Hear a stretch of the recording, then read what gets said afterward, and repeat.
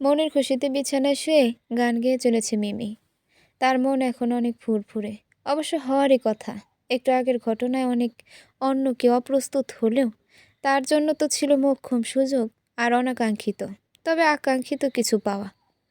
আজ রবিবার। প্রতিদিনের মতো তাড়াহুড়ো করে নিশান অফিসে যাওয়ার জন্য বেরোতে গেলে সিঁড়ি দিয়ে নামার সময় অন্যমনস্ক হয়ে পড়ে। আবার সেই সময় নিচ থেকে খাওয়া দাওয়া শেষ করে মিমি উপরে উঠছিল এবং একে অপরকে লক্ষ্য না করায় যা ঘটার তাই ঘটল। নিশানের শক্তপোক্ত বাহুর সাথে মিমি জোরে এক ধাক্কা খেল এবং পড়ে যেতে নিলে স্বভাবসুলভভাবে নিশান বাঁচানোর জন্য মিমির বাহু ধরল। তবে তাৎক্ষণিকভাবে নিশান বিষয়টা বুঝতে পেরে মিমিকে ছেড়ে দিল এবং কোনো প্রতিক্রিয়া না দেখিয়ে শুধু ছোট্ট করে বলল, দেখে শুনে হাঁট, পড়ে যাবি তো। এরপর মুখ গম্ভীর করে গটগট করে নিজের মতো করে বাড়ি থেকে বেরিয়ে গেল। অথচ এদিকে আবেগের বয়সে থাকা মিমি মনে করল নিশান তাকে ইচ্ছে করে ধাক্কা দিয়ে আবার নিজেই ধরেছে। হয়তো উদ্দেশ্য ছিল তাকে কাছে টেনে নেওয়া। নিজের মতো করে ভেবে মিমি খুশিতে আবেগে আপ্লুত হয়ে দৌড়ে নিজের ঘরে গিয়ে ঠাস করে দরজা বন্ধ করে দেয়। দরজার সাথে পিঠ ঠেকিয়ে ঠেস দিয়ে জোরে জোরে হাঁপাতে থাকে এবং বড় বড় করে শ্বাস নেয়। মুখে হাসি স্পষ্ট। খুশিতে কলিজাটা যেন বের হয়ে আসতে চাইছে। বুকের উপর হাত রেখে জোরে জোরে শ্বাস টানে মিমি। আজ অনেক কাছে গিয়েছে সে নিশানের, ভেবেই গায়ে কাঁটা দিয়ে উঠছে। সে এতটাই উত্তেজিত হয়ে গেছে যে আর কোনো কিছু না ভেবে মুখ খিচে বিছানায় ঝাঁপ মারে এবং কোলবালিশ বুকে টেনে নিয়ে গুনগুন করে গান গাইতে থাকে। একটু আগে গোসল সেরে আসার রিমির কিছু ওড়না বারান্দায় মেলে দিতে গিয়েছিল রাশিদা তালুকদার। রিমি একটু আগেই নিজের বন্ধুদের সাথে বাইরে ঘুরতে গিয়েছে, তবে মিমি বাসায় রয়ে গেছে। বারান্দার জানালা থেকে নিজের মেয়ে মিমির এরকম অদ্ভুত আচরণ দেখে থমকে গেলেন রশিদা। তিনি নিঃসন্দেহে যথেষ্ট বুদ্ধিমতী একজন মহিলা। এই বয়সটাও তিনি পার করে এসেছেন, তাই এইটুকু বুঝতে বয়সে একটা মেয়ে আবেগ বুঝতে তার সময় লাগবে না। ভেজা কাপড় হাতে নিয়ে কিছুক্ষণ দাঁড়িয়ে দাঁড়িয়ে মিমির কার্যকলাপ দেখলেন রাশিদা তালুকদার। কিছু একটা ভাবলেন নীরবেই।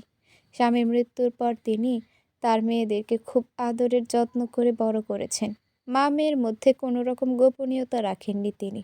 ছোট থেকেই শিখিয়েছেন মা বাবাকে নিজের সমস্ত বিষয়গুলো খুলে বলতে। আর তাই রাশিদা তালুকদার এই মুহূর্তে সিদ্ধান্ত নিয়েই ফেললেন যে আজ রাতে মিমিকে তার এই অদ্ভুত আচরণ বিষয়ে জিজ্ঞেস করবেন। শুধু আজ নয়, রাশিদা তালুকদার অনেক দিন ধরেই মিমির এমন আচরণ লক্ষ্য করছেন। অথচ রিমির মধ্যে এমন স্বভাবটা দেখতে পাওয়া যায় না। এমন অদ্ভুত স্বভাব কেন হতে পারে সেটা তিনি আন্দাজ করতে পারছেন, কিন্তু নিশ্চিত হওয়ার জন্য খোলামেলা কথা বলতে হবে মিমির সাথে। বারান্দার ভেজা চুলগুলো চারপাশে ছড়িয়ে দিয়ে চেয়ারে চাঁদের পাহাড় নিয়ে বসে আছে শৈলী। গতরাতে সে নিশিবদ্ধ উপন্যাসটা শেষ করেছে আর আজ চাঁদের পাহাড় শেষ করার সিদ্ধান্ত নিয়েছে। তাই গোসল সেরে দ্রুত বারান্দায় বই হাতে নিয়ে বসে পড়েছে। একটু আগে নিজের বাবা শরীফুলকেও দেখে এলো সে। এভাবে নিজের বাবাকে অচল হয়ে পড়ে থাকতে দেখাটা যে কতটা কষ্টকর সেটা সে খুব ভালো করেই জানে। মাঝে মাঝে নিঠুর মনটা বলে, বাবা যদি আর কখনো নিজ পায়ে দাঁড়াতে না পারে তাহলে এভাবে কষ্ট সহ্য করে পৃথিবীতে মায়া আটকে থাকার দরকার নেই। অথচ মুহূর্তের মধ্যে সন্তানের পিতার প্রতি ভালোবাসার টানে নিজেকে ধিক্কার জানায় শৈলী। এমন জঘন্য চিন্তাকে দূরে ফেলে মনে মনে আবারও ভেবে নেয়, থাকুক, এভাবেই থাকুক। অচল হয়ে পড়ে থাকলেও চোখের সামনে তো আছে, এটাই অনেক। বয়সের ভারে খানিক নুইয়ে পড়া নাসিরুল তালুকদার হাঁটু ব্যথার কারণে অফিসে যাননি। নিশানকে দ্রুত অফিসে পাঠিয়েছে। এর মাঝ দুপুরে একটু বিশ্রাম নেওয়ার উদ্দেশ্যে তিনি ঘুমিয়ে পড়েছেন। আর এই ফাঁকেই খাদিজা তালুকদার খুব কৌশলে সতর্কতার দৃষ্টি ফেলে শৈলীর ঘরে প্রবেশ করে। দরজার খটখট শব্দে মাথা তুলে তাকায় শৈলী। বারান্দার পর্দার মধ্য দিয়ে গাঢ় সবুজ রাঙা শাড়িটা দেখে পুরো শরীর কেঁপে ওঠে তার। এই শাড়ি পরিহিত মহিলাটা যে খাদিজা তালুকদার সেটা আর বুঝতে বাকি নেই। খাদিজা ভেতরে ঢুকেই ঘরের চারপাশে তাকিয়ে শৈলীকে খুঁজলে শৈলী দ্রুত বইয়ের ভেতরে বুকমার্ক ঢুকিয়ে বারান্দা থেকে বের হয়ে ঘরে আসে। একটা শুকনো ঢোকিলে হাত কচলাতে কচলাতে শৈলী মাথা নিচু করে রাখে। দুপুরে খাওয়ার পর নিজ দায়িত্ব নিজের সহ বাড়ির সবার প্লেট ধুয়ে ডাইনিং টেবিলটা গুছিয়ে ঘরে এসেছে শৈলী। তাই এই সময় খাদিজা তালুকদারের তার ঘরে আগমনটা খুব একটা সুবিধার বলে মনে হয় না। এটা একেবারে অনাকাঙ্ক্ষিত, কারণ শৈলী তো সব কাজ সেরেই এসেছে। তবুও নিজের দুর্বল মনটাকে বোঝাতে পারল না সে। হয়তো কোনো এক ভুল হয়েছে, তাই এইভাবে তাই মাথা নিচু করে দাঁড়িয়ে মিনমিন করে বলল, কিছু বলবে বৌমা? খাদিজা আশেপাশে তাকিয়ে শৈলীর ঘরের অবস্থা পর্যবেক্ষণ করলো। মেয়েরা নিজ সন্দেহে খুব অগোছালো। তিনি কখনোই শৈলীর ঘর অগোছানো পাননি। ভেবেছিলেন আজ ঘরে এসে একটু ঘরের কাজের জন্য খোটা দেবেন, কিন্তু ঘরের অবস্থা বেশ সুন্দর হওয়ায় তিনি কিছু বললেন না। অজুহাত ভুলে গিয়ে কোনো রকম ফোনিতা না করে সরাসরি জিজ্ঞেস করলেন, সেদিন রাতে নিশানের সাথে কি করছিলি ছাদে? চকিত দৃষ্টিতে খাদিজার দিকে তাকালো শৈলী। কচলাতে থাকা হাত দুটো স্থির হয়ে রইল, চোখে বিস্ময় একদম স্পষ্ট। খাদিজা সেই রাতেই তাদেরকে দেখে ফেলবে এই স্বপ্নেও কল্পনা করেনি শৈলী। তাই একদম বাকরুদ্ধ হয়ে গেল মুহূর্তে। শৈলীর নীরবতায় খাদিজা এক কদম এগিয়ে আবারও ঠান্ডা কণ্ঠে শুধালেন, এই মেয়ে, কথা বলো। সেই রাতে ছাদে কি করছিলি? শৈলীর বুকটা নিমিষে আবারও ধক করে উঠল। মনে হলো পুরো শরীরের রক্ত যেন জমে গেছে। নিশানের সাথে সেই রাতের ঘটনা বৌমা দেখে ফেলেছেন। তাহলে এখন কি হবে? বুকের ভেতর এক অজানা আতঙ্ক উকড়িয়ে উঠল তার। শৈলী অসহায়ত্বভাবে খাদিজা তালুকদারের সামনে গিয়ে তাকিয়ে দেখল সেখানে সন্দেহের ধারালো ছুরি খেলা করছে। গলা শুকিয়ে এলো শৈলীর। নিজেকে সামলে ঠোঁটের কিনারায় জিভ বুলিয়ে কোনোভাবে বলল, আমি মানে আমার তো শুধু আপনার। খাদিজা তার ছেলের হাসি দিলেন, শুধু কি? গল্প করছিলি নাকি নিশানকে ফাঁদে ফেলার নতুন কৌশল করছিস? শৈলীর মুখ ফ্যাকাশে হয়ে গেল। খাদিজার এই কথা তার হৃদয়ে চাবুকের মতো বিঁধল হন হন।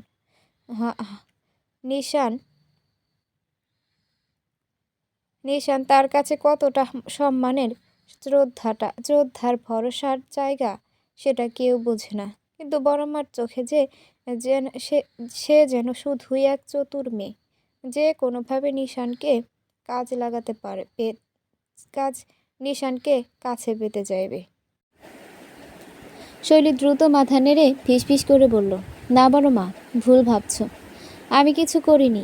নিশান ভাই তো ওই আমার পড়াশোনা নিয়ে। খাদিজা ঠোঁট বাঁকিয়ে বললেন, ও মা, তাই? পড়াশোনা? চাঁদের রাত বিরেতে একা একা পড়াশোনা নিয়ে আলাপ হয়, তাই না? কেন, দিনে কি তুই মরে যাস? আমি তোর চালাকি বুঝি না ভেবেছিস?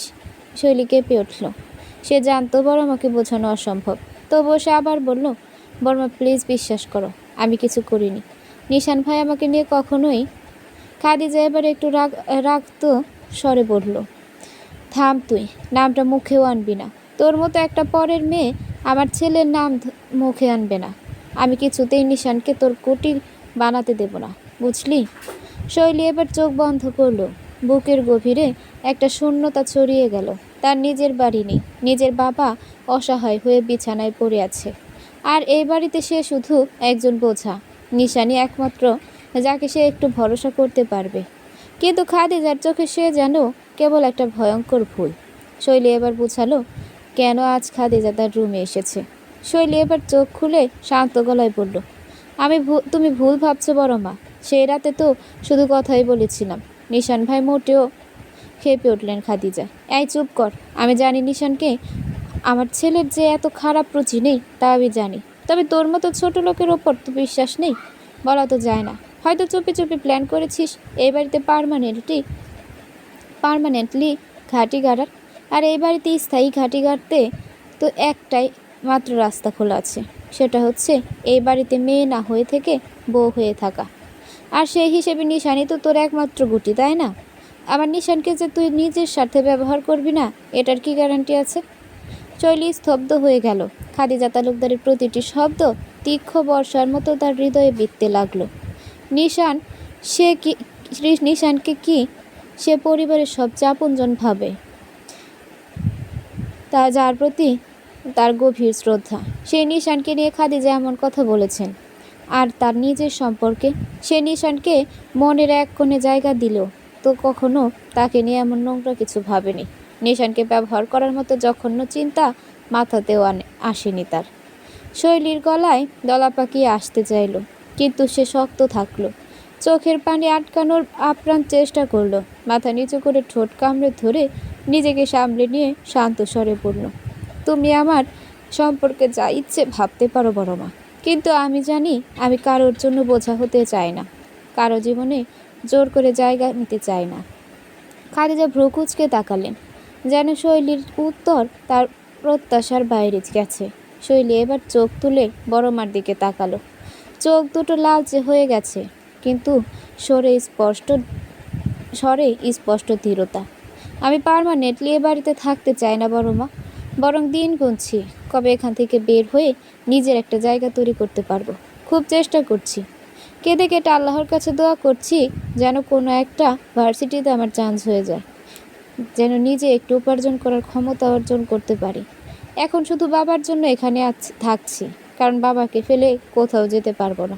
ওনার চিকিৎসার খরচ দেওয়ার মতো তো টাকা আমার নেই। আর নিশান ভাই, উনি তো আমার অভিভাবক বড় মা। আমি যখন নিঃস্ব হয়ে গিয়েছি তখন এই পৃথিবীতে সমাজের কাছে অনাথ উপাধিটা পেয়েছি। তখন তো অভিভাবক হিসেবে তোমরাই আমার সব, তোমরাই তো আমার অভিভাবক। নিশান ভাই, মামুনি, রিধি, মিমি, তুমি, বড় আব্বু, তোমরা ছাড়া তো আমার কেউ নেই। নিশান ভাইকেও আমি তোমাদের মতন সম্মান করি, শ্রদ্ধা করি, সে আমার অভিভাবক। তুমি ওনাকে আমার সঙ্গে টেনে এনে এভাবে অপমান করবে, সেটা ভাবিনি বড় মা। খাদিজার মুখের অভিব্যক্তি মুহূর্তের জন্য শক্ত হয়ে গেল, তবে তিনি এত সহজে হার মানার মানুষ নন। মুখ বাঁকিয়ে তাচ্ছিল্যের হাসি দিয়ে বললেন, তুই যদি সত্যি এখানে থাকতে না চাইতি তাহলে এতদিনে চলে যেতি। তোকে বিয়ে দিতে চেয়েছিলাম, বিয়ের পর কি পড়াশোনা করা যেত না? বিয়ের পরে বাড়িতে এসে মাঝে মাঝে তোর বাবাকে দেখে যেতে পারতি না? পারতি তো, কিন্তু যাওয়া হয়নি, তাই না? নিশানের ছায়ায় আরাম পেয়ে গেছিস বলেই যাওয়ার কথা ভাবিস না। শৈলী সমস্ত ধৈর্য চূর্ণ হয়ে গেল। এবার সত্যি সে চোখের পানি আটকাতে পারল না, কিন্তু স্বরটা তখনও শান্ত, শুধু একটু কাঁপা কাঁপা। এই বাড়িতে আমি নিশান ভাইয়ের জন্য থাকছি না, আমি আমার বাবার জন্য থাকছি বড় মা। উনি যদি সুস্থ হয়ে ওঠেন আমি এক মুহূর্ত এখানে থাকবো না। আপনাকে কথা দিলাম, তুমি আমায় ভুল বুঝো না। বিশ্বাস করো, আমি কখনোই নিশান ভাইকে ব্যবহার করিনি। উনি ব্যবহার করে ছুড়ে দেওয়ার মতো মূল্যহীন মানুষ নন, বরং উনি হয়তো কারো বেঁচে থাকার একমাত্র আশ্রয়। শৈলীর গলাটা কেঁপে উঠল, কিন্তু সে শক্ত থাকলো। চোখের জল আটকানো অসম্ভব হয়ে পড়লেও কণ্ঠে একটা দৃঢ়তা ছিল। সে আজ পর্যন্ত কোনো অভিযোগ করেনি, কখনো নিজেকে বোঝা বলে মনে হতে দেয়নি, কিন্তু আজ বড় মার কথাগুলো তার হৃদয়ে এত গভীর ক্ষত তৈরি করলো যে আর চুপ থাকা সম্ভব হয়নি। খাদিজা ভ্রু কুঁচকে তাকালেন। শৈলীর এই শান্ত অথচ ধীর প্রতিবাদ যেন তাকে খানিকটা হতবাক করে দিল। তবে তিনি নিজেকে সামলে নিয়ে তীব্র কণ্ঠে বললেন, এত ন্যাকা কান্না আমাকে দেখাতে হবে না। আমি তোকে ভালো করেই চিনি, তোর কথায় আমি একটু বিশ্বাস করি না। নিশানও তোকে মাথায় তুলেছে, সে তো আমার কথাও শোনে না এখন। শৈলীর গলা এবার সত্যিই আটকে এলো। নিশান কি সত্যিই বড় আমার কথা শোনে না? সে কি বড় আমার চোখে অন্যরকম হয়ে উঠেছে? সেটা কি তার জন্য? নিশান যদি কখনো জানতে পারতো বড় মা তাকে এভাবে দোষারোপ করছেন, তাহলে সে কি করত? শৈলী গভীর শ্বাস নিল, চোখের পানি মুছে ধীরে বলল, আমি যা বলার ছিল বলে দিয়েছি বড় মা। তুমি যদি আমাকে ভুল বোঝো তাহলে কিছু বলার নেই। শুধু এতটুকুই বলবো, নিশান ভাই আমার শ্রদ্ধার জায়গা, সেটা কখনো বদলাবে না। শহরে কোনো অনুনয় ছিল না, কোনো বা অভিযোগও ছিল না, শুধু একরকম মৃদু ক্লান্তি ছিল। খাদিজা তালুকদার এক মুহূর্ত শৈলীর দিকে তাকিয়ে রইলেন, তারপর দীর্ঘশ্বাস ফেলে বললেন, যদি আর কখনো নিশানের অপ্রয়োজনীয় কারণে ঘেঁষতে দেখি তোর পরিণতি ভালো হবে না। তারপর দরজার দিকে এক পা বাড়িয়ে দাঁড়িয়ে বললেন, নিশানের কাছ থেকে দূরে থাকবি, এটা তোর জন্য আমার শেষ সতর্কবার্তা। যদি আর একবার দেখি তোদের মধ্যে কোনো অযাচিত কিছু হচ্ছে, তাহলে তোর এই বাড়িতে থাকার অধিকারও থাকবে না, মনে রাখিস। কিছুক্ষণ থেমে পিছনে না ঘুরেই আবারও বললেন, আজ থেকে নিশানকে ভাইয়া বলে ডাকবি। ওর নাম যেন মুখে না আসে। ভাইয়া বলবি, শুধু ভাইয়া। বলেই শক্ত পায়ে দরজা ঠেলে বাইরে চলে গেলেন খাদিজা। শৈল অনেকক্ষণ চুপচাপ দাঁড়িয়ে থাকলো, কেবল দরজার দিকে তাকিয়ে। বুকের ভেতরটা দম চাপা লাগছে। প্রচণ্ড ভারী একটা অনুভূতি জমাট বাঁধছে। একবার শৈলী মনে হলো নিশান কি সব বলে দেবে, কিন্তু তারপরে ভাবলো, কেন বলবে? নিশান তো তার পাশে থাকার শপথ নেয়নি। সে যদি সত্যিই কিছু বুঝে, তাহলে নিজে থেকে একদিন বুঝবে। শৈলী ধীরে ধীরে চেয়ারে গিয়ে বসল। বুকের ভেতরটা প্রচণ্ড ভারী লাগছে। চোখের কোণায় অজান্তেই জল জমে উঠেছে, কিন্তু সে সেটা মুছল না। কেবল নিজের ঠোঁট কামড়ে শক্ত করে নিজের হাতটা মুঠো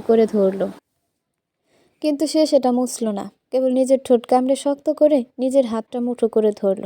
বইটা হাতে নিল, কিন্তু চোখের সামনে শব্দগুলো কেবল অস্পষ্ট হয়ে উঠল। গভীর শূন্যতায় ডুবে গেল সে। এই বাড়ি, এই পরিবার, এর সম্পর্কগুলো কি কোনোদিন সত্যিই তার হবে, নাকি সে শুধু এক বোঝা হয়ে থাকবে চিরকাল? কিছুই বলার নেই তার, কিছুই করার নেই। শুধু নিজ শব্দে চোখ বন্ধ করে ভাবতে থাকলো, নিশান কি কখনো জানতে পারবে তাকে নিয়ে শৈলী কতটা লড়াই করে যাচ্ছে? হয়তো একদিন নিশান জানতে পারবে, কিন্তু সেই দিন আসার আগেই শৈলীর যুদ্ধটা শেষ হয়ে যাবে কিনা সেটা সে নিজেও জানে না। তালুকদার গ্রুপের বিশাল কর্পোরেট বিল্ডিং রাজধানীর প্রায় কেন্দ্রস্থলে অবস্থিত। বহুতল এই ভবনের গ্লাসের জানালাগুলোতে সূর্যের আলো পড়ে চকচক করে। ভেতরে ঢুকতেই করিডোর জুড়ে কর্পোরেট পরিবেশের ছাপ স্পষ্ট। সবকিছু সুবিন্যস্ত, নিখুঁত ও আধুনিক। অফিসের প্রতিটি কর্মচারী ব্যস্ত, কেউ ফোনে কথা বলছে, কেউ বা ল্যাপটপের স্ক্রিনে চোখ গেঁথে রেখেছে। এই বিল্ডিংয়ের 7ম তলায় তালুকদার গ্রুপের বর্তমান সাইট ডিরেক্টর ও উত্তরসূরি নিশান তালুকদারের ব্যক্তিগত ক্যাবিন। কাজ ঘেরা প্রশস্ত রুম, মাঝখানে কালো মার্বেলের টেবিল, এক পাশে নরম চামড়ার সোফা, আর টেবিলের ওপরে কিছু জরুরি ফাইলের স্তূপ। দেয়ালে কোম্পানির পুরনো কিছু ছবি বাঁধানো। নিশান কালো ফর্মাল প্যান্টের সাথে স্ক্রিপ্ট হালকা নীল শার্ট পরে আছে, যার হাতা কোনোই পর্যন্ত গোটানো। সরল অথচ রাজকীয় ধরন যেন তার সৌন্দর্যকে আরও তীক্ষ্ণ ও আত্মবিশ্বাসী করে তুলেছে। খানিক উজ্জ্বল গায়ের রং, গভীর কালো চোখ, যেখানে অদ্ভুত এক তীক্ষ্ণতা লুকিয়ে আছে। চোখে চোখ পড়লে মনে হয় ভেতরে একটা দুর্নিবার শক্তি আছে, যা মানুষকে মুহূর্তেই তার প্রতি শ্রদ্ধাশীল করে তোলে। আর নিশানের ফোলা মাংসপেশি, চওড়া কাঁধ আর সুঠাম শরীর তাকে আরও ব্যক্তিত্ববান করে তুলেছে।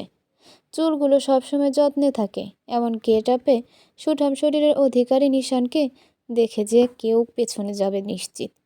এই মুহূর্তে নিশান টেবিলের উপর রাখা ফাইলগুলো দেখছে, আর চোখে মুখে চূড়ান্ত মনোযোগ। তার হাতে একটা ব্ল্যাক পেন, যেটা বেশ কায়দা করে নির্বিঘ্নে ঘোরাচ্ছে, যেটা নিশান চিন্তারত অবস্থায় প্রায়ই করে। তার সামনের টেবিলে দীর্ঘদিনের বিশ্বস্ত সহকারী মারুফ বসে আছে, গম্ভীর মুখে কিছু নোট লিখছে। মারুফ বেশ দক্ষ একজন এক্সিকিউটিভ। নিশানের ডান হাত বলা চলে। নিশান ফাইলের কিছু পৃষ্ঠা উল্টে রেখে সোজা হয়ে বসলো। তারপর গম্ভীর গলায় বলল, গুলশানের ফ্যাক্টরির ফাইল এনেছ? মারুফ সঙ্গে সঙ্গে ফাইলটা এগিয়ে দিল। বিনয়ী কণ্ঠে বলল, জি স্যার, এটা গত 5 বছরের রিপোর্ট। যদিও দেখেছেন, আর একবার দেখে নিন। আরও কিছু ডিটেলস অ্যাড করেছি। ফ্যাক্টরিটা সম্পূর্ণ অচল পড়ে আছে স্যার। জায়গাটা তো অনেক দামি হয়ে গেছে, বিক্রি করলেও লাভ হবে। নিশান ঠোঁট কামড়ে নিল, মাথা দুদিকে নেড়ে বলল, তা তো আমিও জানি। আমিও প্রথমে এটাই ভেবেছিলাম, তবে বাবার কথা শুনে একটু চিন্তা ভাবনা করলাম। বাবার কথায় যুক্তি আছে। বিক্রি করাটা খুব সহজ সিদ্ধান্ত, কিন্তু আমি এখনও নিশ্চিত নই। জায়গাটায় স্ট্র্যাটেজিক লোকেশন ভালো। যদি এটাকে রিডেভেলপ করা যায়, তাহলে আরও ভালো রিটার্ন পাওয়া যাবে। মারুফ কিছুক্ষণ চুপ থেকে বলল, কিন্তু স্যার, আমাদের এখানে নতুন প্রজেক্ট নিলে ইনভেস্টমেন্ট অনেক লাগবে, আর পুরনো ফ্যাক্টরি রিডেভেলপ করতে গেলে কিছু লিগ্যাল ইস্যু আছে, কিছু ট্যাক্স ডিউ বাকি রয়েছে। নিশান পেনটা হাতে ঘোরাতে ঘোরাতে ভাবল। তারপর চোখ তুলে মারুফের দিকে তাকিয়ে বলল, সেসব আমি ম্যানেজ করব। ডোন্ট ওয়ারি, তুমিও একটা হিসেব করো। যদি আমরা এটাকে আধুনিক বানিয়ে ভাড়া দিই বা অন্য কাজে লাগাই, তাহলে ইনভেস্টমেন্ট ফেরত পেতে কতদিন লাগবে? একটা বিশদ রিপোর্ট তৈরি করো, আমি নিজে যাচাই করব। মারুফ সম্মতিসূচক মাথা নাড়ালো। ঠিক আছে স্যার, আমি আজকের মধ্যে রিপোর্ট তৈরি করে দেব। তবে স্যার, যদি বিক্রির সিদ্ধান্ত নিতে হয়, তাহলে কিছু প্রপার্টি ডেভেলপার কোম্পানি আগ্রহী আছে। তারা বেশ ভালো প্রাইসে অফার করতে পারে। নিসার আবার চেয়ার ছেড়ে উঠে জানালার পাশে গিয়ে দাঁড়ানো। বাইরের শহরটার দিকে এক দৃষ্টিতে তাকিয়ে বলল, বিক্রি করা সবচেয়ে সহজ রাস্তা মারুফ, কিন্তু আমি সহজ পথ নিতে চাই না। আমি চিন্তা করব, তারপর সিদ্ধান্ত নেব। মারুফ নিশানের ব্যক্তিত্ব ভালো করেই জানে। সে কখনো আবেগ বা হঠাৎ সিদ্ধান্ত নিয়ে কিছু করে না। তাই মাথা ঝুঁকিয়ে বলল, ঠিক আছে স্যার, আমি রিপোর্ট নিয়ে আসছি। নিশান মাথা নাড়ল, কিন্তু তার চোখে এখনো চিন্তার ছাপ স্পষ্ট। গুলশানের ফ্যাক্টরিটা তার বাবা ও চাচার আমলে স্থাপিত হয়েছিল। এত সহজে সেটা বিক্রি করে দেওয়া যাবে, নাকি নতুনভাবে গড়ে তোলার চ্যালেঞ্জটা নেওয়া উচিত? বাবা নাসিরুল তালুকদারের বিরুদ্ধে সে কখনোই সিদ্ধান্ত নেবে না, বরং বাবার সিদ্ধান্তটাই সঠিক সিদ্ধান্ত। এটাই সে জেনে এসেছে ছোটকাল থেকে। নিশান কফির মগটা তুলে এক চুমুক দিল। চোখের কোণে খানিক ক্লান্তির ছাপ, কিন্তু মুখের রেখাগুলো আজও সে আগের মতো দৃঢ়। ফাইলের এক পাশে রাখা কলমটা আঙুলের ডগায় ঘোরাতে ঘোরাতে জানালার বাইরে তাকালো সে। গুলশানের উঁচু বিল্ডিংয়ের পেছনের বিকেলের রোদ খানিকটা ফিকে হয়ে আসছে। ঠিক তখনই ক্যাবিনের দরজায় টোকা পড়ল। নিশান দৃষ্টি না সরিয়েই গম্ভীর স্বরে বলল, কামিন। দরজা খুলে আকাশ ঢুকলো। সাদা শার্টের হাতা গুটিয়ে কালো ট্রাউজারের পকেটে হাত গুজে রাখা এক নির্লিপ্ত ভঙ্গি নিয়ে গিয়ে এলো সে। চেহারায় সেই চিরচেনা আত্মবিশ্বাসী ভাব। তবে নিশানের চোখে চোখ পড়তেই হাসল এক পাশে। বাঁকা হেসে চুল ব্যাক ব্রাশ করে একটু ঠোঁট বেঁকিয়ে হেসে আকাশ বলল, কিরে বস, কেমন আছিস? খবর কি? নিশান টেবিলের ওপর কলমটা ফেলে ঠান্ডা চোখে তাকালো। যতটা পারি ব্যস্ততার মধ্যে ভালো আছি। তুই? আকাশ হাসলো, চেয়ারে বসে বলল, ঝাক্কাস ভাই, ঝাক্কাস। তোর মতো পেটের মধ্যে ভাত রেখে চুপচাপ বসে থাকার মানুষ নাকি আমি? হজম করতে শেখো বন্ধু, নইলে দেখবে পেটের ভাত গলা দিয়ে আবারও বেরিয়ে আসছে। নিশান তৎক্ষণাৎ ভ্রু কুঁচকে তাকালো, মুখে হাজারো বিরক্তি রেখা স্পষ্ট। এরকম উদ্ভট কথার মাঝে বুঝতে একটু সময় লাগলো তার। নিশানের এমন কঠিন অভিব্যক্তি দেখে আকাশ মান চোখে তাকিয়ে বলল, দোস্ত, এখন তোকে দেখে মনে হচ্ছে আমি তোর অফিসের বস আর তুই আমার এমপ্লয়ি। এভাবে কঠিন মুখ করে বসে থাকিস কেন? আরে ভাই, মানুষ হাসেও তো মাঝে মাঝে। নিশান নির্লিপ্ত ভঙ্গিতে কফির কাপটা নামিয়ে রাখলো। হাসির সময় পেলেই হাসি। যা বলার আছে বল, ফালতু কথা বললে লাথি মেরে ক্যাবিন থেকে বের করে দেব। তবুও কানের কাছে প্যান প্যান করলে বাবাকে বলে তার এই চাকরি নদীতে ভাসিয়ে দেব। আকাশ চোখে বড় বড় বড় বড় করে তাকিয়ে থাকলো নিশানের দিকে। তারপর ঠোঁট কামড়ে হাসি চেপে বলল, বাহ বাহ দোস্ত, এতদিনে ঠিকঠাক তালুকদার পরিবারের মানিয়ে গেছিস দেখছি। একেবারে বাপকা বেটা। কিন্তু সমস্যা কোথায় জানিস? নিশান ধৈর্যহীন কণ্ঠে বলল, কোথায়? আকাশ ঠোক গিলে বলল, তোকে কেউ ভয় পায় না ভাই। লাথি মেরে বের করে দিবি বললেই যে আমি বের হয়ে যাব, এমনটা ভাবলে কিভাবে? আর বাবাকে বলে চাকরি খেয়ে দিবি? হ্যাঁ, তোর বাবার চেয়ে আমি বেশি প্রয়োজনীয় এখানে। নিশান এক দৃষ্টিতে আকাশের দিকে তাকিয়ে রইল, ঠোঁটের কোণে সামান্য তাচ্ছিল্যের হাসি। তুই নিজেকে অতিরিক্ত গুরুত্বপূর্ণ ভাবছিস কেন? আকাশ গম্ভীর মুখে বলল, কারণ আমি আকাশ আর তুই নিশান। আমি আকাশ থেকে নিশান খুঁজে পাই, আর তুই নিশান থেকে আকাশ হারিয়ে ফেলিস। কিন্তু কপালে হাত দেখিয়ে দীর্ঘশ্বাস ফেলল। আকাশ কথা কম, কাজের কথা বল। আকাশ এবার সত্যিই হাসলো। ঠিক আছে ঠিক আছে, এবার সিরিয়াস হই। গুলশানের ফ্যাক্টরির ব্যাপারে কি ভাবছিস? নিশান এক দৃষ্টিতে তাকিয়ে থাকলো। তারপর টেবিলের উপর থাকা একটা ফাইল ঠেলে দিল আকাশের দিকে। বসে আছি ফাইল নিয়ে, ভাবছি কিভাবে জায়গাটা কাজে লাগানো যায়। তুই বল, তোর কি মত? আকাশ ফাইলের একটা পাতা উল্টে বলল, আমার মত? আমি তো বলবো জায়গাটা জোয়ারিদের হাতে চলে যাওয়ার আগে কাজে লাগিয়ে ফেল, না হলে পরে পস্তাতে হবে দোস্ত। নিশান কিছু একটা ভেবে বলল, জায়গাটা ভালো, কিন্তু ফ্যাক্টরিটা বছরের পর বছর ধরে পড়ে আছে। এখন কি পরিকল্পনা? আকাশ ফাইলের পাতা উল্টালো। এটা তোকে বলার জন্য এসেছি। জায়গাটা যদি ঠিকঠাক কাজে লাগানো যায় তাহলে নতুন একটা ইউনিট দাঁড় করানো সম্ভব। কিন্তু তোকে জানতেই হবে ওটা ফাঁকা পড়ে থাকার পেছনে আসল কারণ কি। নিশান একটু পেছনে হেয়ালে চেয়ারে হাত রাখলো। মানে? আকাশ এবার গম্ভীর হলো। মানে জায়গাটা নিয়ে সামান্য ঝামেলা আছে। কয়েকজন প্রভাবশালী লোকের চোখ আছে ওই জমির উপর।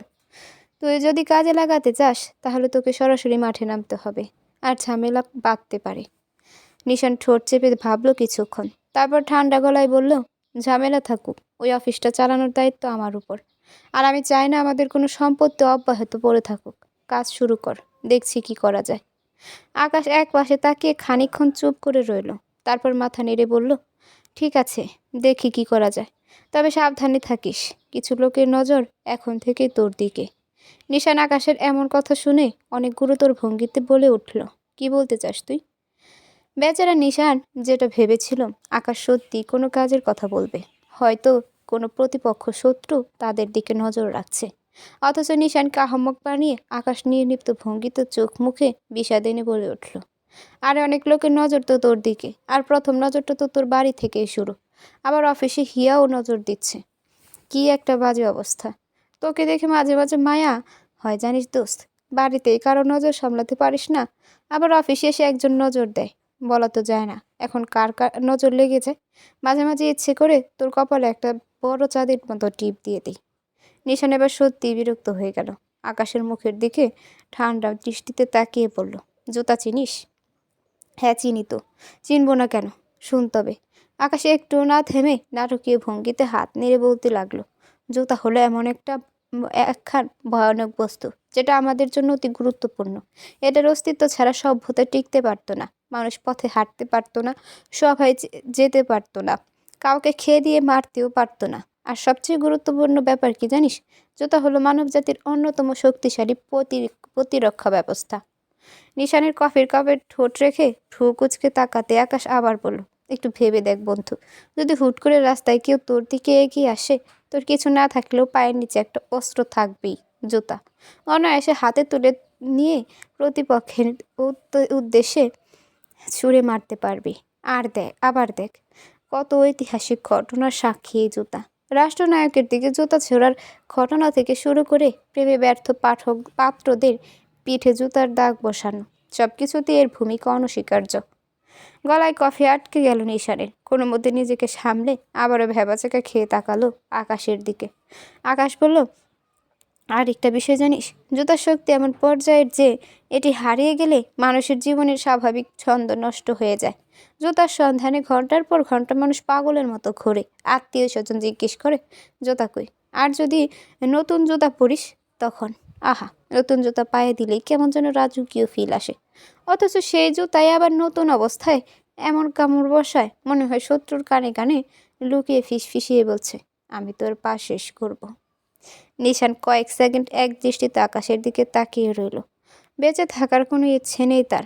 হতভম্ব হয়ে কিছুক্ষণ আকাশের দিকে তাকিয়ে নিয়ে নিশান আস্তে করে কফির কাপটা নামিয়ে রেখে দাঁত খিচিয়ে বলল, তোর কি মাদারবোর্ডের সমস্যা হয়েছে? মাথার কোন তারটা ছিঁড়েছে একটু দেখাতো আমায়। আকাশ নির্লিপ্ত ভঙ্গিতে নিশানের দিকে তাকিয়ে রইল। তারপর গম্ভীর মুখে বলল, মাদারবোর্ড? ভাই, আমি তো হাই কোয়ালিটি ব্র্যান্ডের প্রোডাক্ট। আমার মাদারবোর্ড তো একেবারে ইন্টেল কোর আই নির্ভর। তবে হ্যাঁ, মাঝে মাঝে প্রসেসরের উপর চাপ পড়ে গেলে হালকা হ্যাং করে, কিন্তু সেটা তো প্রাকৃতিক ব্যাপার, বুঝলি? নিশান চোখ বন্ধ করে ধৈর্য ধরে কিছুক্ষণ শ্বাস নিল। তারপর ঠান্ডা গলায় বলল, তোর হ্যাং হওয়া বন্ধ করতে গেলে একটা কাজ করতে হবে। আকাশ আগ্রহ নিয়ে তাকিয়ে বলল, কী কাজ?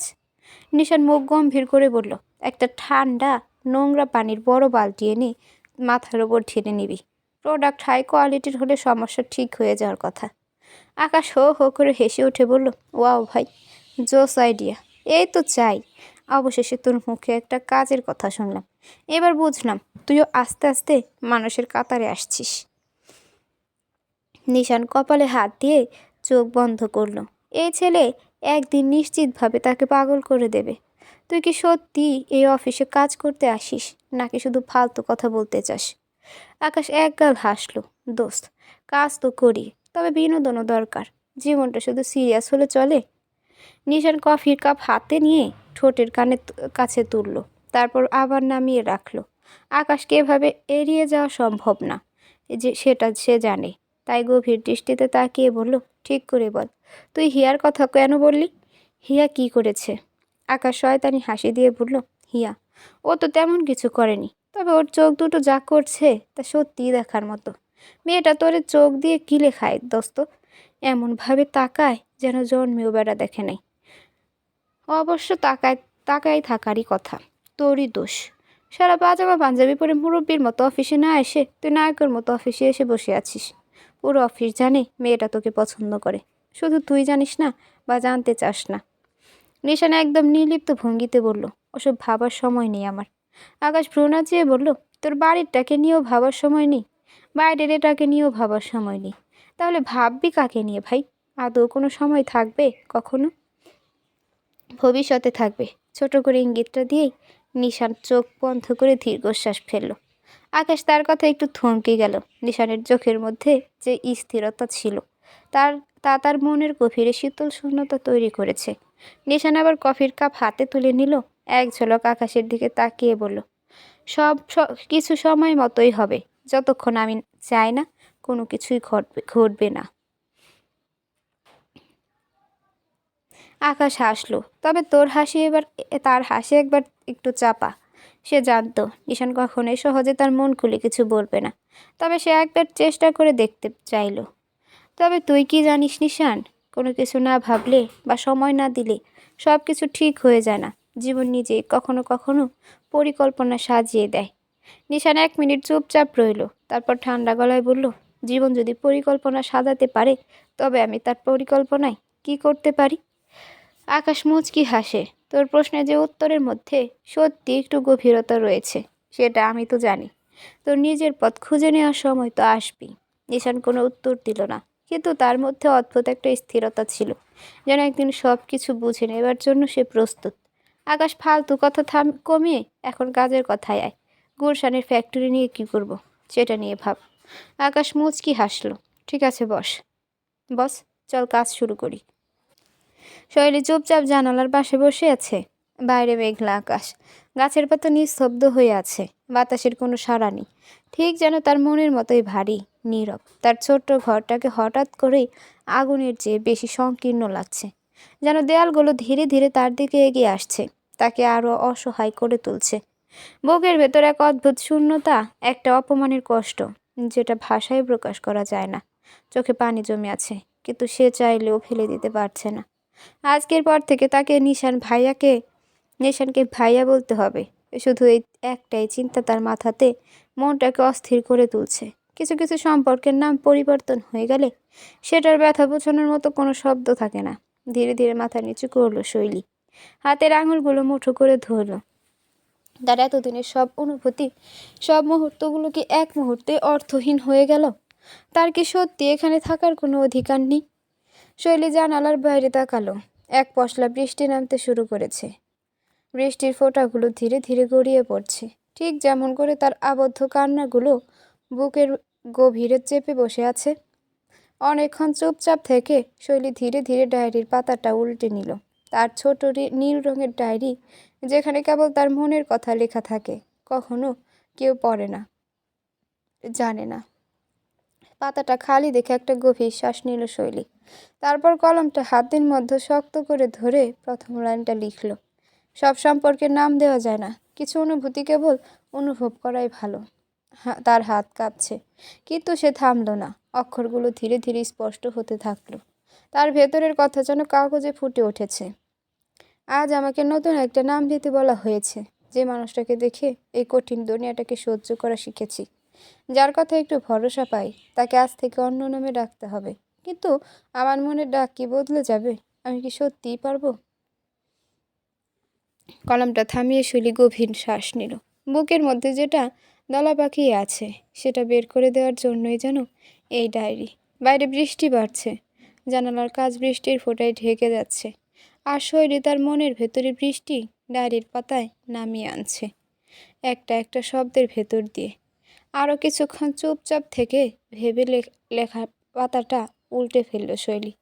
এরপরে নতুন পৃষ্ঠায় আবারও প্রথম থেকে খুব যত্ন করে লিখতে শুরু করলো কারো উদ্দেশ্যে কিছু কথা, যা ব্যক্ত হবে ডায়েরিতে, আটকে পড়বে আটকে পড়ে থাকবে কাগজে।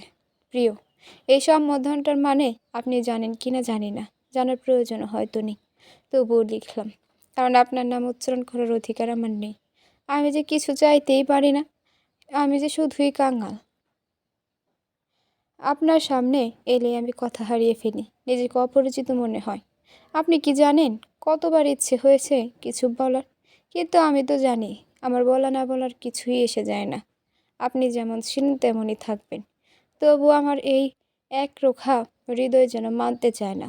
দূরত্ব রেখেও আপনাকে কাছে পাওয়ার এই আকাঙ্ক্ষা কিভাবে বোঝাই?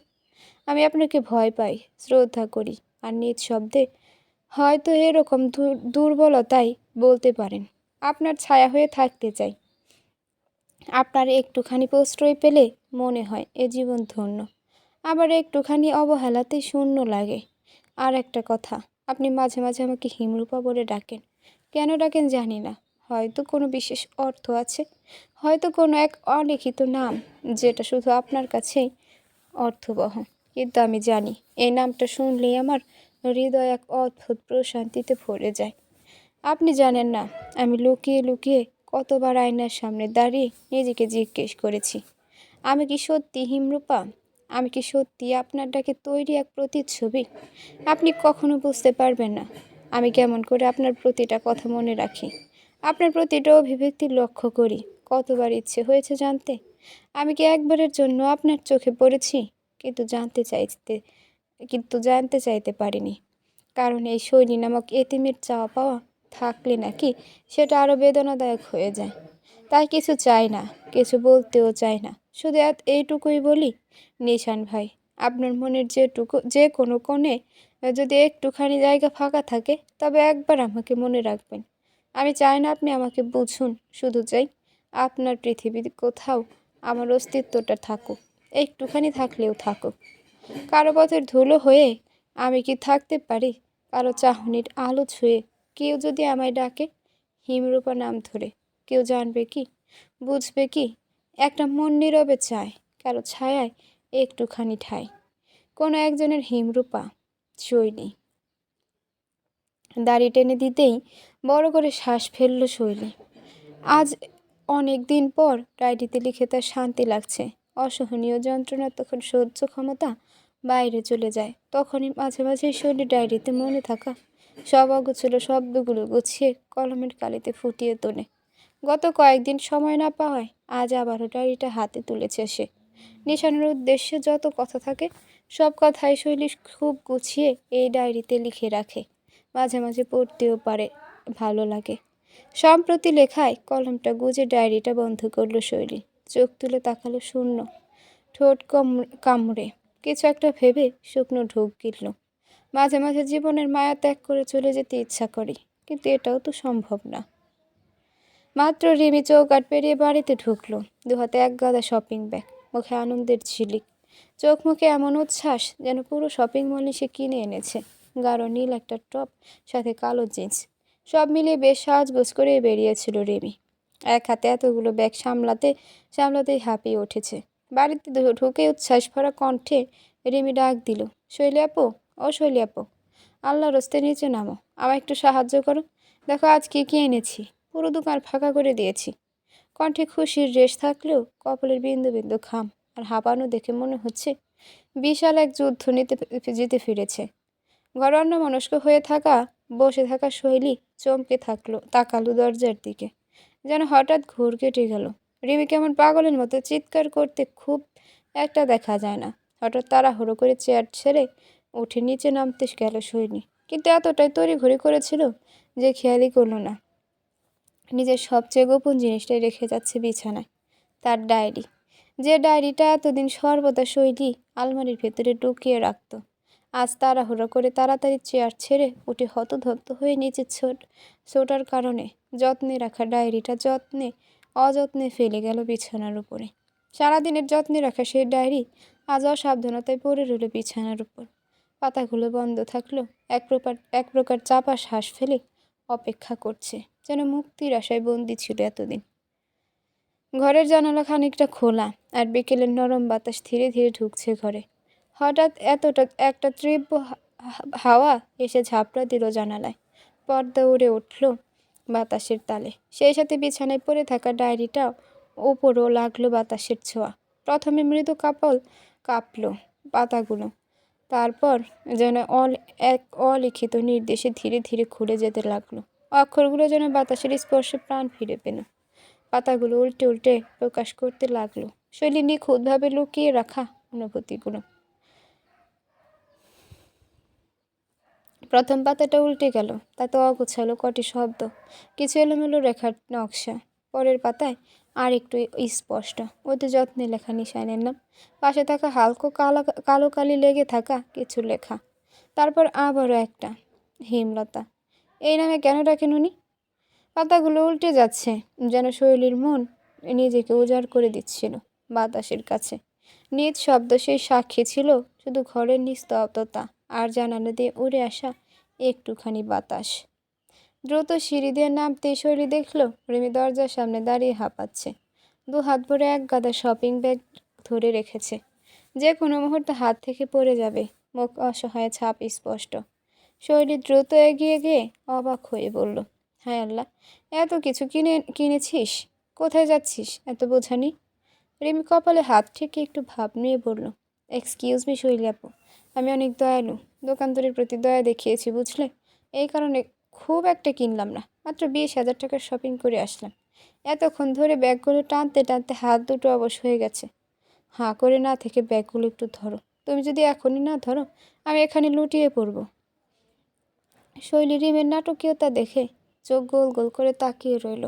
এরপর দ্রুত ব্যাগ হাত থেকে নিয়ে বলল, 20,000 টাকার শপিং করে বলছি খুব একটা করিসনি। করনি? তুই দোকান ফাঁকা করে দিয়ে এসেছিস নাকি? রিমি একটা দীর্ঘশ্বাস ফেলে মুখ ভার করে বলল, হায় রে, তুমি কোনোদিন আমার পরিস্থিতি বুঝো না শৈলী আপু। কত কষ্ট করে শপিং করেছি জানো? একটা একটা করে জিনিস পছন্দ করেছি, দরদাম করেছি, তারপর কিনেছি। এই যে এক প্রকার যুদ্ধ, বুঝো? এই যুদ্ধের দাম কেউ দেয় না। শৈলী হেসে বলল, তা যুদ্ধ জয়ী রানী এখন যুদ্ধের জিনিসপত্র নিয়ে ভেতরে আসবে, নাকি মামুনির ছাড়ি খাওয়ার জন্য দাঁড়িয়ে থাকবে? রিমি সঙ্গে সঙ্গে ঘাড় নেড়ে বলল, অবশ্যই আসবো, তবে একটা কথা, আমার জন্য কফি রেডি রাখো। এত পরিশ্রমের পর এখন এক কাপ কফি ছাড়া আর কিছুতেই শান্তি পাবো না। শৈলী মাথা নেড়ে রিমির ব্যাগগুলো নিয়ে ভেতরে ঢুকে গেল, আর রিমি তার নাটকীয়তা বজায় রেখে পেছন পেছন চলল। শৈলী এবার সিঁড়ি বেয়ে উঠতে উঠতে হেসে বলল, রিমি, এত শপিংয়ের টাকা কোথায় পেলি? রিমি চোখ টিপে হাসল, ওই যে আমাদের প্রিয় নিরামিষ নিশান ভাই। শৈলী তৎক্ষণাৎ ভ্রু কুচকাল, মানে মানে তেমন কিছু না। আমি নিশান ভাইয়ের অফিসে গিয়ে শুধু একটু মুখ কালো করে বললাম, নিশান ভাই, আমার শপিং করতে মন চাচ্ছে, কিন্তু মায়ের কাছে টাকা চেয়েছি বলে অনেক বকা খেয়েছি, ব্যাস, বাকিটাই ইতিহাস। শৈলী চোখ পিট পিট করে তাকালো, এরপর দুজনে একসাথে ফিক করে হেসে বলল, ফেলল। এই দু বোন বেশ ভালোই নিশানের সাথে বন্ধু সুলভ। আজ পর্যন্ত শুধু শৈলীই পারেনি নিশানের সাথে ফ্রি হতে। রিমি এবং মিমির মতো সে কখনো এভাবে সরাসরি নিশানের কাছে আবদার করতে পারবে না। সেই সাহস কেন যেন নেই তার, তার কারণটাও জানা নেই।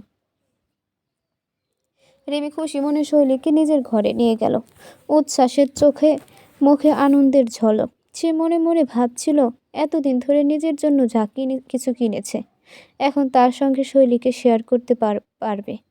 রিমি ব্যাগগুলো সাবধানে বিছানার উপর রাখলো, তারপর এক এক করে তার শপিং করা জিনিসগুলো বের করতে লাগলো। টপ, স্কার্ট, ব্রেসলেট, নতুন একটা জুতা, সবই ছিল। শৈলী হাসি মুখে দেখতে থাকলো সব। শৈলী আপু দেখো, এটা আমি শুধু তোমার জন্যই কিনেছি। রিমি এক পাশে মিষ্টি একটা পিচ কালার টপ তুলে শৈলীর সামনে ধরলো, তারপর বলল, কেমন লাগছে? শৈলী অবাক হয়ে বলল, তুই আমার জন্য কিনতে গিয়েছিস কেন? আমার তো দরকার নেই। রিমি এবার ঠোঁট ভিজে মেয়েকে হেসে মনে মনে আওড়ায়, আমি কি আমার সাথে তোমার জন্য কিনেছি নাকি শৈলাপু? আসল কাহিনী আর কি বলা যায়? আমি যে নিশান ভাইয়ের কাছ থেকে কোন শর্তে টাকা নিয়েছি সেটা শুধু আমিই জানি। ভেবে মেয়েকে হেসে মিষ্টি করে রিমি বলল, তুমি এসব কি কথা বলছো শৈলী আপু? শপিং করলাম আমি, মিমের জন্য কিনেছি, তাই তোমার জন্য কিনলাম। তুমি তো আর কখনো শপিং করতে যাবে না, তাই তোমার জন্য নিয়ে এসেছি। তোমার এই ছোট্ট বোন তোমার জন্য এনেছে, আর তুমি নেবে না? শৈলী মাথা দুদিকে নেড়ে কাতর গলায় বলল, না রিমি, বড় মা জানতে পারলে খুব খারাপ হবে।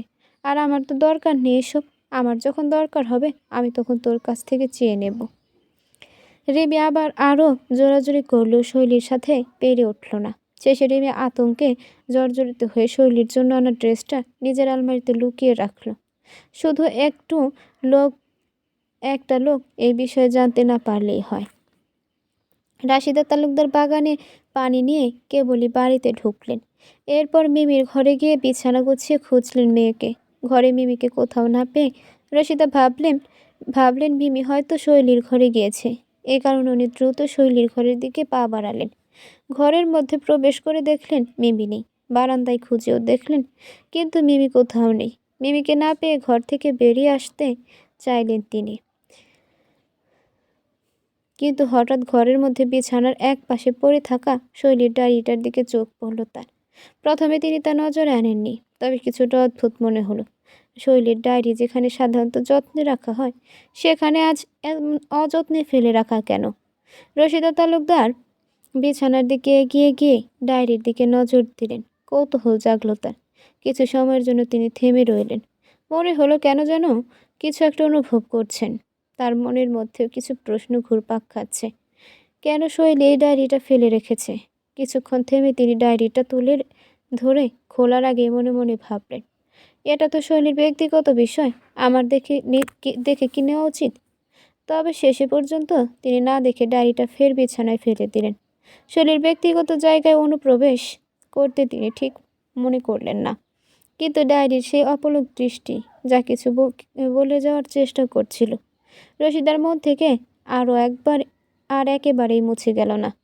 রশিদা এবার যেতে উদ্যত হলে আবারও ডায়েরির পাতাটা বাতাসে উল্টে যায়। তিনি বিষয়টা খুব একটা নজর না দিলেও পৃষ্ঠার মাঝখানে বড় বড় অক্ষর লেখা, নিশান ভাই। লেখাটায় ছোট্ট আটকালো তার চোখ। কিছুটা অবাক হলেন। থমকে যাওয়া রশিদা তালুকদার।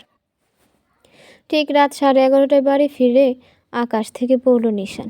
আজ অফিসে সেই পুরনো ফ্যাক্টরির বিষয় নিয়ে বড়সড় একটা মিটিং হয়েছে, যে কারণে তাকে আজকে এত দেরিতে বাড়িতে ফিরতে হলো। নিশান ভেবেছিল সবাই ইতিমধ্যে নিজেদের মতো করে ঘুমিয়ে গিয়েছে। নিজের কাছে সব সময় বাড়ির এক্সট্রা চাবি রাখার কারণে অনায়াসে বাড়ির ভেতরে ঢুকতেও তার কোনো সমস্যা হলো না। নিশান দরজা বন্ধ করে ক্লান্ত ভঙ্গিতে হাত গলিয়ে কোটটা খুলল। শরীর এতটাই অবসন্ন লাগছিল যে মনে হচ্ছিল এখনই একটা জায়গায় বসে চোখ বন্ধ করলে আর উঠতে পারবে না। সবই ঠিকঠাক ছিল, কিন্তু বাড়ির ভেতরে ঢোকার পর ড্রয়িং রুমের কাছে আসতেই মাথায় রীতিমতো বাজ ফেটে পড়ল নিশানের। ড্রয়িং রুমের দিকে কয়েক পা এগোতেই মুহূর্তে সমস্ত ক্লান্তি উবে গেল। নিশান হতবাক। ক্লান্ত মস্তিষ্কটা সজাগ হয়ে চোখ জোরে স্থির হলো সামনে। ডাইনিং টেবিলের গ্লাসের ওপর হাত রেখে মাথা এলিয়ে ঘুমিয়ে আছে শৈলী। তার নিঃশ্বাসের ধীর ওঠানামা টের পাওয়া যাচ্ছে, যেন বেশ গভীর ঘুমে ডুবে আছে। চুলগুলো এলোমেলো হয়ে কপালের পাশে লুটিয়ে পড়েছে, আর টেবিলের এক পাশে প্লেটে ঠান্ডা হয়ে যাওয়া খাবার সাজানো আছে। এতক্ষণ দেহ ক্লান্ত থাকলেও এবার যেন মনটা স্থির হলো নিশানের।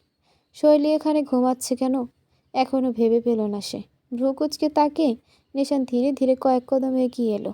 হাতে থাকা সুটকেসটা টেবিলের উপরে রাখতে চোখ পড়ল শৈলীর মাথার কাছে ঢাকা দিয়ে খাবার ভর্তি প্লেটটা। এবার আরো বিস্মিত হলো নিশান। তাহলে কি শৈলী তার জন্য অপেক্ষা করছিল? রাত এতটা হয়ে গেছে, সবাই নিজেদের ঘরে চলে গেছে, অথচ শৈলী এখানেই ছিল। নিশান কখনোই এত দেরি করে বাড়িতে ফেরে না, তাই সবার সাথে ডিনার করার সুযোগটাও পায়। আজ ডিনার বাড়িতে করতে পারবে না বলে তো সে বাইরে থেকে খেয়ে এলো। সে যদি জানতো যে এখানে কেউ একজন তার জন্য খাবার নিয়ে অপেক্ষা করছে, তাহলে কি আর সে কিছু মুখে তুলতো? একটা অদ্ভুত অনুভূতি ছড়িয়ে পড়ল নিশানের ভেতর। বুকের কোথাও যেন অদৃশ্য একটা টান লাগলো। সে এতটা দেরি করেছিল, অথচ শৈলী। নিশান এবার ধীর গতিতে এক হাত উঠিয়ে নিজের চুলের ভেতর আঙুল চালিয়ে ক্লান্ত চোখ মুছল। এরপর শৈলীর ঘুমন্ত মুখের দিকে তাকিয়ে দীর্ঘশ্বাস ফেলল। ঠান্ডা খাবারের দিকে একবার তাকিয়ে আবার শৈলীর দিকে চেয়ে রইল কিছুক্ষণ। তারপর নরম স্বরে ডাকল, শৈলী। কোনো সাড়া নেই। শৈলী এতটাই গভীর ঘুমে যে ডাক শুনেও টের পেল না।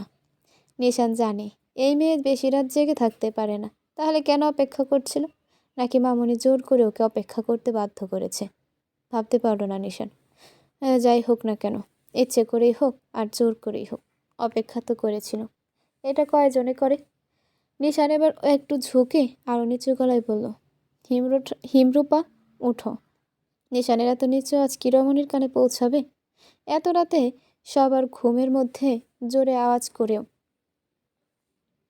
ডাকতে পারছে না নিশান। এবার সে এক হাত উঠিয়ে নিজ সংকোচে আলতো করে রাখল শৈলীর চুলের উপর হাত। আঙুলগুলো চুলের ফাঁকে ফাঁকে গুজে দিয়ে একটু জোরে ডেকে বলল, এই শৈলী, উঠে পড়। নিশানের আঙুলের স্পর্শে শৈলীর ভ্রু কুঁচকে উঠল। সে ঘুমের মধ্যে সামান্য নড়ল, যেন মৃদু অস্বস্তিতে পড়েছে। কিন্তু তখনও চোখ খুলল না। নিশান এবার তার কপালের এক পাশের চুল সরিয়ে দিয়ে আরেকবার ডাকল, শৈলী, ওঠ। শৈলীর চোখের পাতাগুলো এবার কাঁপল, তারপর ধীরে ধীরে খুলল। প্রথমে কিছুই বুঝতে পারল না সে। ঘরের নরম আলোয় ঝাপসা চোখে সামনে ধরা পড়ল নিশানের মুখ। কিছুক্ষণের জন্য বোঝার ক্ষমতায় হারিয়ে ফেলল শৈলী। এটা স্বপ্ন না বাস্তব? চুল থেকে হাত সরিয়ে নিশান ভ্রু কুঁচকে তার মুখের দিকে তাকিয়ে আছে। এটা ঘুমানোর জায়গা? ঘর নেই তোর? এখানে ঘুমিয়েছিস কেন? তোর কি হুঁশ আছে? নিশানের কড়া কণ্ঠের প্রশ্নের তোপে শৈলী এবার পুরোপুরি জেগে উঠল।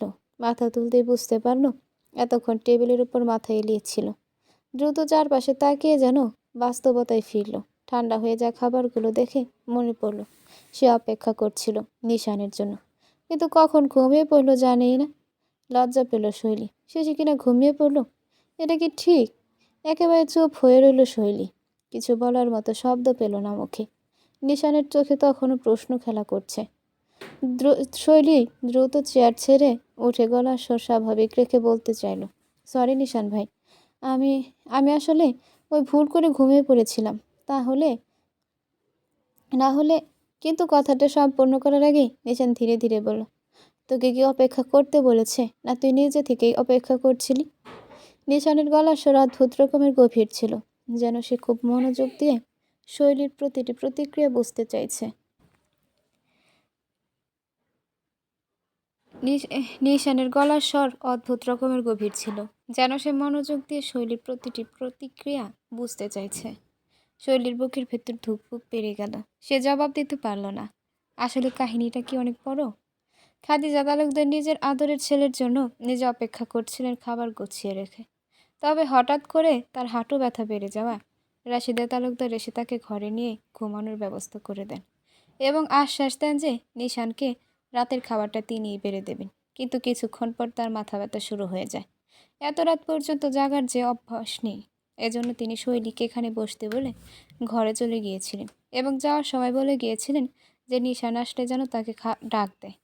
আর এটা জানতে পেরে খাদিজা প্রথমে একটু রাগারাগি করলো, পরে শৈলীকে একটু খাটাতে বিষয়টা মেনে নেন। শৈলী এখন কিভাবে বলবে যে সে নিজ থেকে অপেক্ষা করছিল না? তার যে এত বড় সাহস নেই, কোন অধিকার এই মানুষটার জন্য এত রাতে অপেক্ষা করবে সে? নিশান শৈলীর নীরবতা দেখে হ্যাঁ ভাবতে চাইল। সে শৈলীর চোখ দেখে বুঝল সে নিজে থেকে মোটেই নিশানের জন্য অপেক্ষা করছিল না। ছোট করে আড়ালে শ্বাস ফেলল নিশান। শৈলীর দিকে আরও এক মুহূর্তে চেয়ে থেকে আসতে বলল, যা ঘুমিয়ে পড়। এত রাত পর্যন্ত জেগে থাকাটা তোর জন্য ভালো না। তারপর কোনো উত্তর শোনার অপেক্ষা না করে পকেট থেকে নিজের হাত সরিয়ে নিল নিশান। শৈলী চুপচাপ মাথা নিচু করে রইল। নিশানকে চলে যেতে দেখে সে ভাবল নিশান মুখ হাত ধুতে গেছে, এখন খেতে বসবে। কিন্তু নিশান বেসিনের দিকে না গিয়ে সিঁড়ির দিকে পথ ধরল। চোখ তুলে নিশানের গট গট করে চলে যাওয়া এই দৃশ্য দেখে শৈলী আতঙ্ক উঠল। দ্রুত গতিতে শৈলী দৌড়ে সিঁড়ির দিকে যেতে যেতে বলল, নিশান ভাই, কোথায় যাচ্ছেন? খাবেন না? নিশান সিঁড়ির অনেকটা ওপরে উঠেছে। সেখানেই থেমে মাথা ঘুরিয়ে কড়া কণ্ঠে জানান দিল, অতিরিক্ত অধিকার খাটাতে আসিস না শৈলী। তোকে আমি মোটেও আমার জন্য খাবার নিয়ে অপেক্ষা করতে বলিনি। আর যদি মনে হয় যে আমাকে খাওয়ানোটা তোর দরকার, তাহলে খাবার নিয়ে ঘরে আসবি, ক্লিয়ার? বলে নিশান রাগান্বিত অভিব্যক্তি নিয়ে বড় পা ফেলে উপরে উঠে গেল। নিজের ঘরে ঢুকে ঠাস করে জোরে দরজাটাও আটকানো। এত জোরে ধরাম করে দরজা আটকানোর শব্দে আহাম্মক বনে দাঁড়িয়ে রইল শৈলী। সে বুঝতে পারলো যে নিশান রেগে গেছে, কিন্তু কারণটা ধরতে পারল না। মানুষটার মধ্যে কি গিরগিটির আত্মা ভর করেছে? হঠাৎ করে নিশানের এরকম আগুন ছড়া রাগের কারণটা ধরতে পারল না শৈলী। বুঝতেই পারল না যে কেউ একজন তার জন্য কেউ একজন তার কাছে অনেক বেশি কিছু আশা করেছিল। পরনে থাকা ঘমার্ত শার্টটা শরীর থেকে খুলে অদূরে ছুঁড়ে মারল নিশান। শুধু গায়ে আটসাঁট বেঁধে আটকে রইল ভেতরে থাকা টি শার্টটা। মন মেজাজ একদম ঠিক নেই তার। থাকবে কি করে? একটু আগে যে সে যখন শৈলীকে নিজের জন্য অপেক্ষা করতে দেখেছিল, তখন তার মনে এক প্রশান্তির হাওয়া বয়ে গিয়েছিল।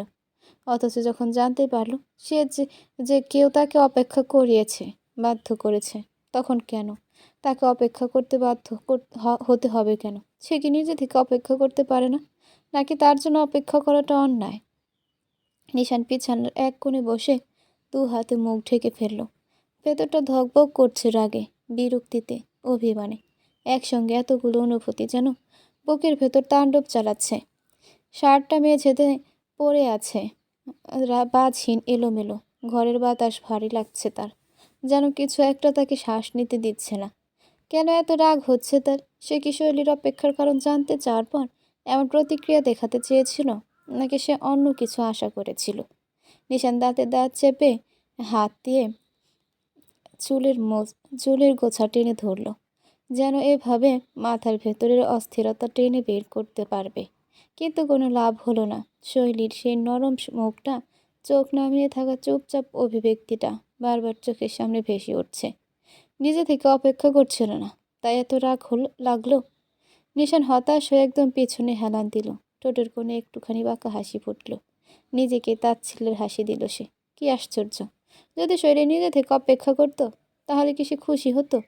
তাহলে কি সে রাতের খাবারটা স্বাভাবিকভাবে খেতে পারত? তুই কি চেয়েছিলি শৈলী নিজ থেকে তোর জন্য অপেক্ষা করুক?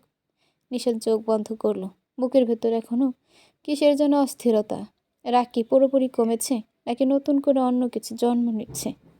সেটা জানার ইচ্ছে নেই তার। বুক ভরে এক দফা দীর্ঘশ্বাস ফেলল নিশান। রাগটা ধীরে ধীরে ক্লান্তিতে বদলে যাচ্ছে, তবু একটা অস্বস্তি ঠিকই রয়ে গেল। যে অস্বস্তির নাম সে এখনো জানে না।